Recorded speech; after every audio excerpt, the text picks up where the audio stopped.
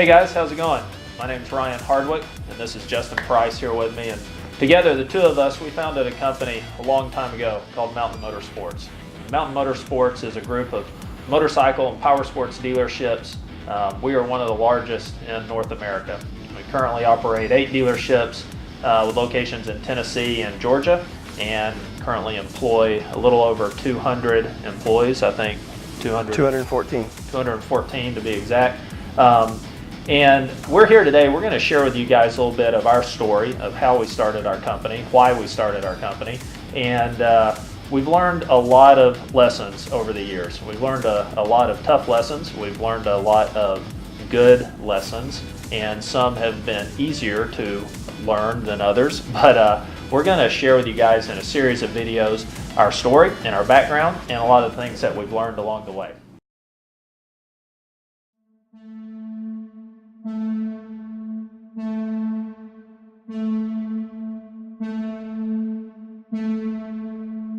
So I guess to kick it off, we can start about the very beginning, right? I think the beginning, when I remember the beginning, was a Honda Cub in your side yard at your house. Yeah. I remember your dad came home, and something I remember about your dad, who's obviously the person that helped, forge our way in business as a young age, was he for some reason always bought 2 of everything. Yeah. Why did Fred? He always bought 2 dirt bikes, right? Yeah. And it was always so one of his friends could ride. And I remember learning to ride a dirt bike in your side yard on a Honda Cub. And I specifically remember we used to think we were jumping this little hole, which was probably a groundhog hole. Yeah. And that's how we tore all the bodywork off of your first 2 Honda 90 Cubs. Yeah. I think that's the beginning of motorcycling that I remember at a very young age for you and I. Yeah. Like I say, it all started with my dad and his love for motorcycling. We learned it really young. I don't know. We were probably 9 years old or something. Maybe 3rd, 4th grade, whatever that is. However old you are then.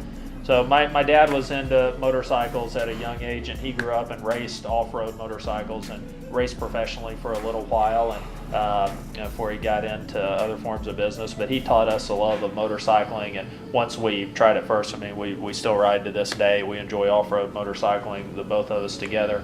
But that passion obviously sparked at a young age. So all the way through elementary school, middle school, high school, we got into racing ourselves. We were racing together, and traveling. My dad would put on a big ride. He still puts on a big ride out west each year. He gets a lot of his friends together, and now it's a lot of our friends and people we've met and employees over the year, and we go ride together in Colorado, and we've been to Utah, and now Montana, Jackson Hole, Idaho.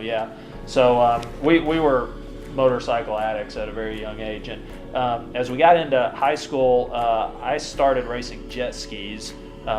It started late middle school, but you weren't racing at first. Yeah, you would go to the races. You weren't competitive. I wasn't competitive. Let's be fair. Until later. Yeah, I was riding jet skis in an organized racing event.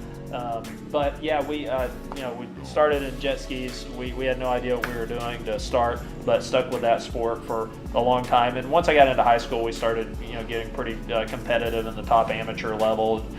We went on the national tour our first year in 1997, I think, and that was a sport that kind of helped introduce us in a way to have an idea of actually being in the motorcycle business. As I grew in jet ski racing, we started meeting a lot of the manufacturers and the people that work for the manufacturers in marketing. Racing is an extension of marketing. So we would meet some of the national marketing managers and so forth involved with the different jet ski manufacturers. And it was through a jet ski relationship that we actually found it out that one of the manufacturers, Honda, they had never made a jet ski or a personal watercraft in their existence. But in the late 90s, they were working on entering that market with a brand new personal watercraft. So they were obviously around the jet ski racing scene, and we got to meet some of the people at American Honda, and we found out that they were actually looking for a new dealership, in the industry called an open point, but a new dealership right around our hometown. It was close to our hometown.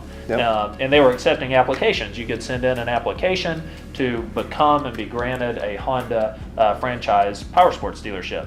And I remember at the time, it was, again, my dad who kind of put the idea in our mind. He said, hey, you guys should you should apply, to be a motorcycle dealer. Yeah. And I just started college at the University of Tennessee. We just graduated high school. The year was 1999. We just graduated. We had no idea. We didn't know what we wanted to be when we grow up. I was just going to college. I thought that was the natural next step. You got a job working for a ATV manufacturer or something like that, right? Yeah, we were building a youth ATV Yeah. for manufacturing it straight from the ground up. We were just Yeah. building it from scratch. We found a need for a 50cc youth ATV. This was before, there was a big push for the manufacturers. There was no small 50cc ATV, so that was my first job, was working with an engineer, honestly, in his basement, building parts for what would have been an ATV. We bought a 50cc Honda motor to put in it, but yeah, that's what I did the day after high school, actually. Yeah.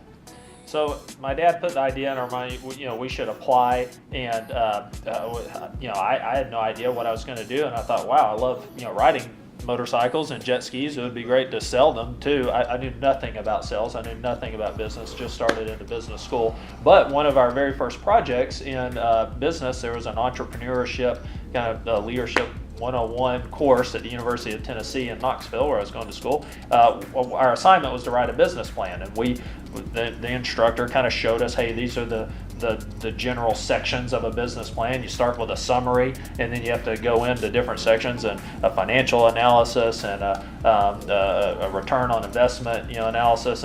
And so anyway, we learned kind of the bullet point structure of what a business plan should be, and our assignment was to write a business plan.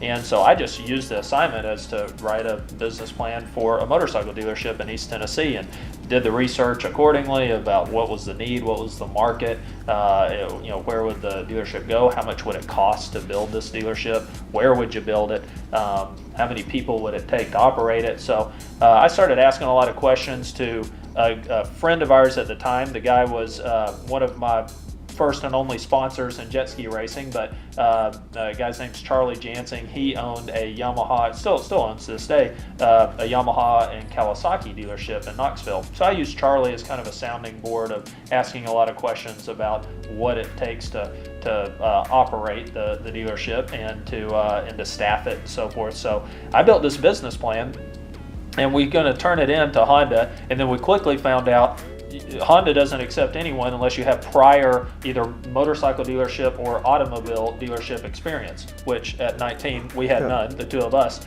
So we had experience riding dirt bikes. We rode them, yeah, but we weren't. Yeah, sounded good to us, right? Yeah, running the business. So we needed a partner that had experience actually managing, owning, or operating a motorcycle dealership. So we thought of Charlie, right? That's who I was asking, all these questions to. So we asked Charlie, hey, would you like to be a partner with us on this? We're going to submit for a Honda motorcycle dealership. And I think Charlie didn't really take us too seriously when he agreed. He's like, sure, you can list me as a partner. And so long story short, Honda actually accepted our business plan as the first kind of level of their approval process, and they invited us to come for an interview face to face. And I remember going to tell Charlie, hey, we got accepted, like our business plan, we have to go have an interview with Honda. And Charlie was like blown away because he couldn't believe that we got accepted. He had no thought that we would actually get accepted. So we went to the interview, and I think to this day, the passion that we brought and the excitement, and we were obviously young, but our story, we grew up our whole lives, motorcycle. Long and short, Honda chose us. They granted us the franchise to open a Honda motorcycle dealership. Do you remember what our allocation and your business plan you wrote, how many units we were supposed to sell in our first year of business? I want to say 400. 400, yeah. I think it was 400. It was right around 400. Yeah. And that's something I want you guys to remember. And later, as we build this information about who we are and how we got to where we are and how big we are today, I want you to remember that our first business plan, our goal, our big ambition, our stake in life, we were going to sell 400 motorcycles. So we were super successful. Yeah, we did 400 was going to be, we were very, very good. Honda would have been exceptionally proud of us that when we sent the business plan to them, they're like, guys, we know you're young and ambitious, but that's a big number there. We're like, well, we're okay. We have nothing to lose. We'll figure it out. But I think that'll be important information later down the line. I want you to remember that number. A little over 400 motorcycles in our first year was what we were expected to sell. I'll promise you this: we sold way more than that our first year. Yeah. All right, guys, hope you guys enjoyed our first video. Make sure you hit subscribe if you like the content here, and we've got a lot more coming for you. So for a much more in-depth and deeper look at how we started our business and our first year in business, stay tuned for our next video. We got some more great stuff coming for you. Thanks, guys.